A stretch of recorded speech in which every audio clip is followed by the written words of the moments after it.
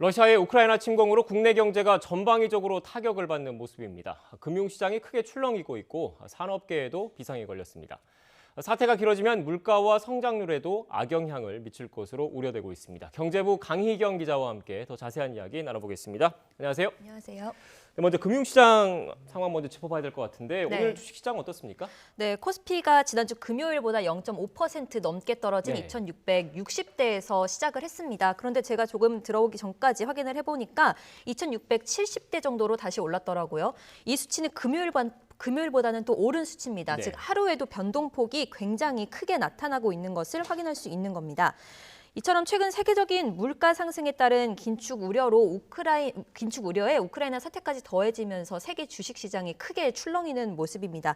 최근 코스피 추이를 보면 2%대 급락과 반등을 굉장히 여러 차례 하고 있는 것을 볼 수 있는데요.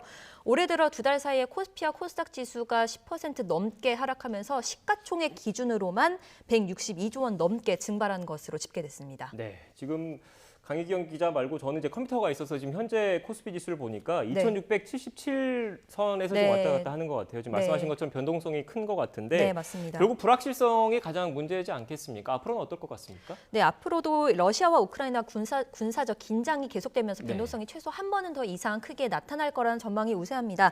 전문가들 의견을 들어보면요. 미국 S&P 500 지수를 예로 들면 1980년 이후에 지정학적 위험에 따른 하락률의 평균이 마이너스 3.8% 정도 나타나는데요. 이거는 미국 기준이고 우리나라는 신흥국 주식시장은 이거보다 더 위험에 취약할 수 있기 때문에 네. 변동성이 더 클 거라는 전망이 나오고 또 지금 조정이 과도하고 불안 심리를 자극했던 게 이미 주가에 반영돼 있다 보니까 이미 반등 가능성이 있거나 변수가 나타나더라도 지금보다는 조금 더 둔화한 반응을 나타낼 거다 이런 전망도 나오고 있습니다. 네, 이렇게 불확실성이 크고 또 금융시장이 출렁이다 보면 네. 투자하는 그 돈을 네. 이왕이면 좀 안전한 곳에 네, 지금 맞습니다. 투자를 좀 하고 싶잖아요. 그래서 대표적인 안전자산으로 꼽히는 금값 네. 어떻습니까?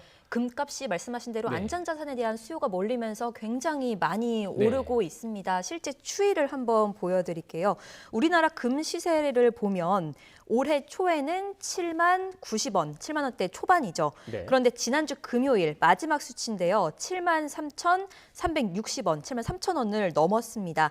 그리고 그 하루 전인 2월 24일 지난주 목요일을 보면 7만 4,360원인데 이는 17개월 만에 가장 높은 수준입니다. 네. 실제 제가 취재를 위해서 종로 3가의 금은방들과 한국금거래소를 가봤더니 온라인 문의 홈페이지 문의도 굉장히 많았고 전화가 끊임없이 오더라고요. 금을 지금 사야 되냐, 금값이 얼마냐 이런 문의가 많았고 또 반대로 생각해서 금값이 많이 올랐으니까 갖고 있던 것들을 팔러 오시는 분들도 쉽지 않게 확인할 수 있었습니다. 네, 차익 실현하려는 그런 네. 움직임도 있다 이런 말씀이셨던 것 같고요.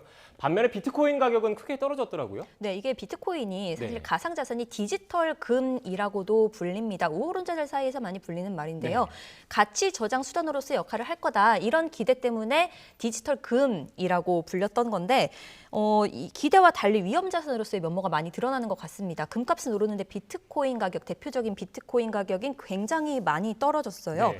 침공 소식이 전해진 24일 오후 1시 반쯤에는 24시간 전 기준으로 7% 넘게 급락을 해서 굉장히 비트코인을 사는 사람들에게, 투자자들에게 많은 충격을 안겨주기도 했는데 어떤 이유인지, 왜 금값과 디지털 금값이 이렇게 다른 건지 한번 전문가 인터뷰 들어보겠습니다. 네.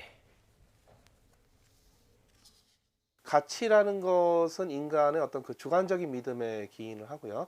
금은 여전히 인류가 가치 있다고 믿는 자산이고 가상화폐에 대해서는 아직 그 가치에 대한 확신이 서지 않은 그런 상태라고 봅니다.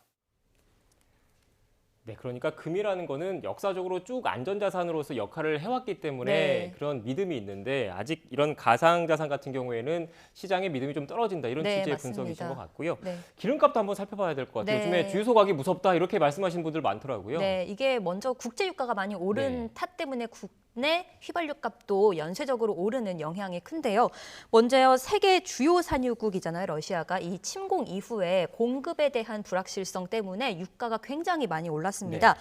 국내로 수입되는 원유 기준이 되는 두바이유 가격을 기준으로 보면은 현재 배럴당 100달러에 육박한 상황이거든요. 지난해 말과 비교하면 20% 넘게 오른 수치입니다. 네. 국제 유가 오름세는 말씀드렸듯이 국내 휘발유 가격에도 영향을 미칠 수밖에 없는데요. 2월 넷째 주 기준 전국 휘발유 가격이 평균 1,740원이 나왔습니다. 또 제가 지금 조금 전에 보고 왔을 때 서울 평균 휘발유 값은 1,800원을 이미 훌쩍 넘은 상태더라고요. 에너지경제연구원 자료를 보면 러시아 석유 가스 공급에 차질이 생기면 두바이유, 아까 국내로 수입되는 원유 기준이 되는 그 두바이유의 가격이 배럴당 현재 100달러에 안 되는 좀 수준에서 150달러까지도 오를 수 있다라는 전망이 나왔습니다. 네.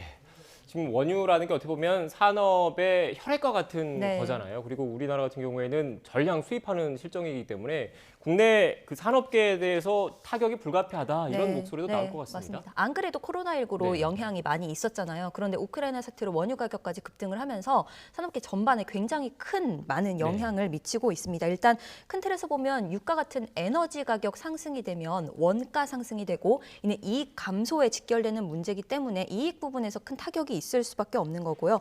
특히 유가에 취약한 그러니까 항공, 조선, 자동차 같은 업계들은 이익이 훨씬 더 큰 폭으로 감소할 수밖에 없는 상황입니다. 또 러시아는 세계 1위 천연가스 수출국이라서 원자재 가격 상승이 우려되는 부분도 있고요. 또 마지막으로 무역 제재 부분이 있잖아요. 그 부분은 이미 그것도 변수인데 이미 하나 제재가 나온 것이 국제금융거래망에서 퇴출하는 제재안을 미국 등 서방 국가들이 꺼내 들었어요. 이거는 스위프트 말씀하시는 네, 거죠? 맞습니다. 러시아로부터 자금을 회수하거나 현재 보낼 방법이 막히는 거기 때문에 수출 기업으로서는 굉장히 지금 큰 위기에 맞았다라고 볼 수 있습니다. 네, 지금 여러모로 우리 산업계에 그런 타격이 예상되고 있는데 구체적으로 어떤 산업에 비상이 걸렸습니까? 이게 지금 전방위적으로 타격이 있는데 말씀하셨듯이 우리나라 3대 주력 업종이 모두 영향권에 있어서 특히 더 위기감이 고조가 되고 있습니다. 반도체, 석유화학, 자동차 이 세 가지인데요. 먼저 반도체를 보면 생산 공정에 필요한 네온 같은 천연가스, 희귀가스 물량 대부분이 우크라이나와 러시아에 의존하고 있어서 비상입니다. 또 석유화학 업체는 일단 유가가 오르면 원가 부담이 가중되고 또 사태가 길어지면 가격도 가격인데 수급 자체가 어려워질 수 있어서 그것이 문제고요. 또 자동차는 수출이 문제입니다. 한국의 러시아 수출 품목 가운데 자동차, 부품 이것이 수출액 기준 40.6%로 가장 큰 부분을 차지하는데 우크라이나 수출 품목에서도 승용차 비중이 커서 이 부분도 한번 교역이 차질이 예상되는 부분입니다. 네.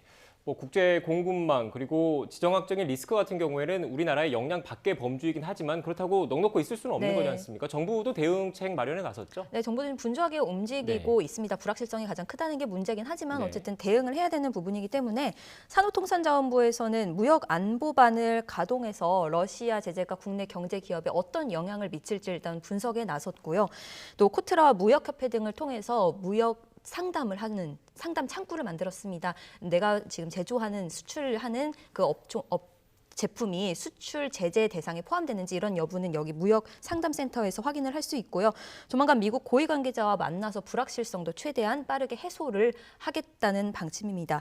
아까 말씀드렸던 그 금융거래 차단과 관련해서는 대체 계좌를 만들어서 그것을 통해서 거래할 수 있도록 대안을 마련을 하겠다는 방침입니다. 네, 피해가 최소화될 수 있도록 적극적인 대책 마련이 필요해 보이고요.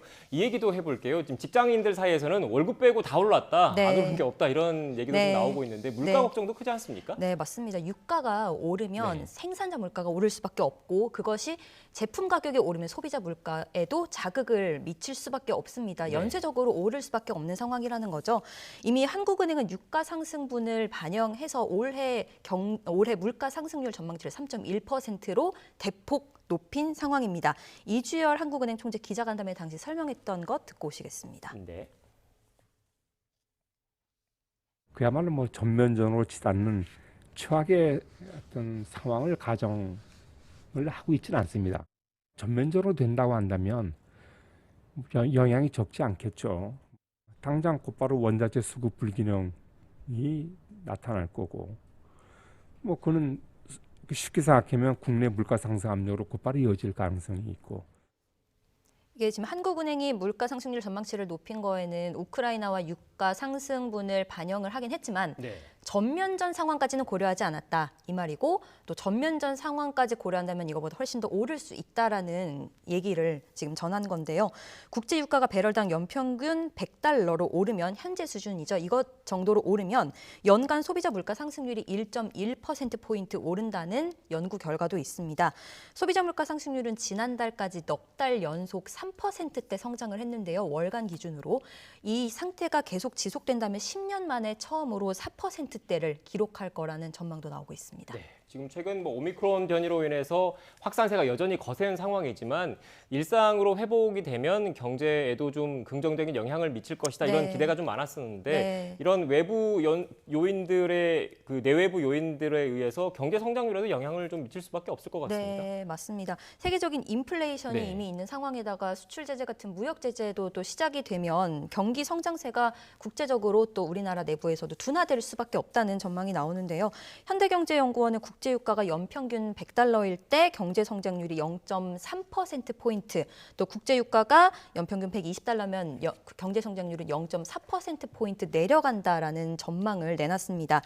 인플레이션이 심하긴 하지만 경기 둔화 우려에다가 우크라이나 사태 지속이 계속되면 미국 긴축 강도, 다음 달에 있을 긴축 강도에 어떤 영향을 미칠 수도 있기 때문에 그 부분도 불확실성을 계속 키울 수밖에 없는 상황이어서 당분간은 국내외적으로 여러 분야에서 변동성이 클 수밖에 없는 것 같습니다. 네, 알겠습니다. 지금까지 경제부 강희경 기자와 함께 경제 상황에 대해서 짚어봤습니다. 오늘 말씀 고맙습니다. 고맙습니다.